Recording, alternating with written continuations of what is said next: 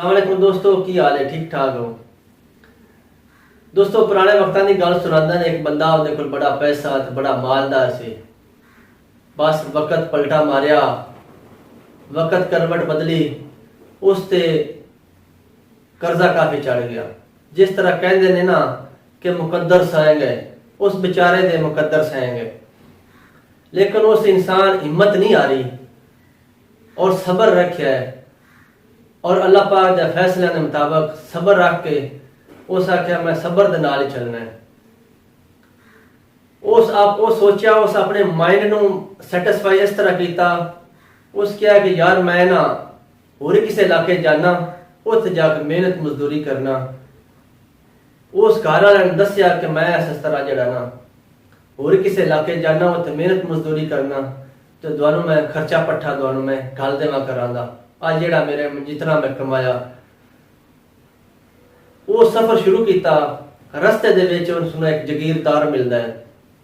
उस जगीरदार नूं कहंदा है कि मैनू ना काम चाहिए, अगर तेरे कोल काम है वे ना तो मैनू अपने कोल काम ते रख ले।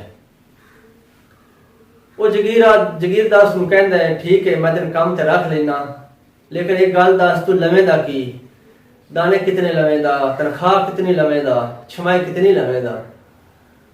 वो उसनूं कहंदा है कि मैनू कुछ भी नहीं चाहिए, मैनू सिर्फ इतना कुछ चाहिए है कि मेरी जी फैमिली है ना, मेरा जो घर है ना उसका सर्कट चल जाए करे। उस आखिर चलो ठीक है। वो उन्हें नाल चला गया।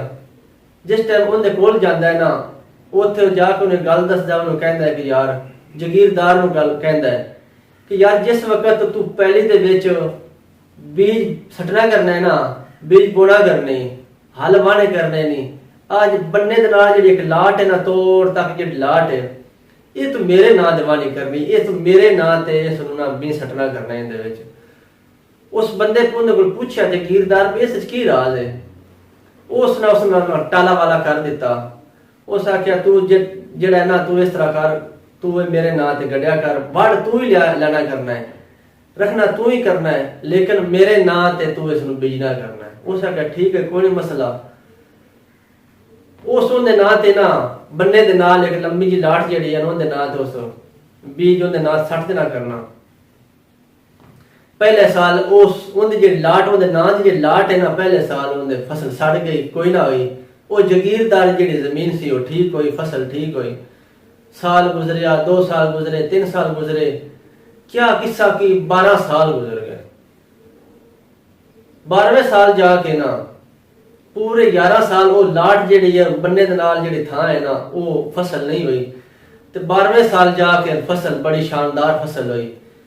वो जिहड़ा जगीरदार सी ना उस थोड़ा सोचा कि 11 साल ते फसल होंदी नहीं रही, ये 12वें साल बड़ी फसल हुई है, 12वें साल फसल इतनी हुई है कि मेरी फसल तो फसल ज्यादा हो गई है। उस आके इस गल कोई राज है वे।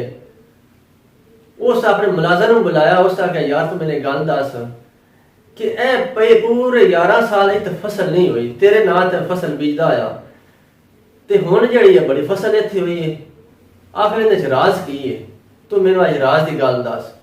उस आखे तेरे राज की गल भी दसना ते लेकिन मैं तेरे कोल जिहड़ी है ना छुट्टी भी लैनी है, मैं पक्का वापस जावां। उस आखे चल ठीक है, तू मैनूं गल राज की दस दे ते पक्का वापस चला जा। उस गल उन्हें सुनाई। उस क्या पहले मेरे तो बड़े चंगे हालात है, जिवें तू अज इस तरह पहले मैं भी कदी हुंदा सी, लेकिन हालात करवट बदली, वक्त बदलिया, मेरे ते कर्जा चढ़ गया। कर्जे वाले जेडे सन वखरे तंग करते सन, तो मैं सोचा मैं जाके ना दाया मैं कामा रह लेना ते मेहनत मजदूरी करना, जितने जोगा हो सके जितना पुजया मैं फिर कर्जा भी अपना लावांगा ते मेरी हुण अपना फसल जिहड़ी सही हुई है, ए लाट जिहड़ी सही हुई है, ते मेरा मतलब इहदा यही है कि मेरे जिहड़े मुकद्दर ने मेरा साथ हुण देणगे। वो पंजाबी की मिसाल बनी है ना कि 12 साल बाद जिहड़ी अरूड़ी हुंदी है ना उसकी भी गल सुनी जाती है। उस फिर 12 साल बाद वो वापस आ गया, उस मेहनत मजदूरी की आके अपनी फसलां उस आके गड्डियां फसलां बड़ियां अच्छियां हुई। क्या किस्सा की वो फिर जड़ा ना अपनी माजी वाली जगह ते अपनी पुरानी जगह ते वो फिर उस पोजीशन ते आ गया। गल सारी सुनाने का मकसद है दोस्तों कि वक्त इंसान ते सदा एक जैसा नहीं रहता।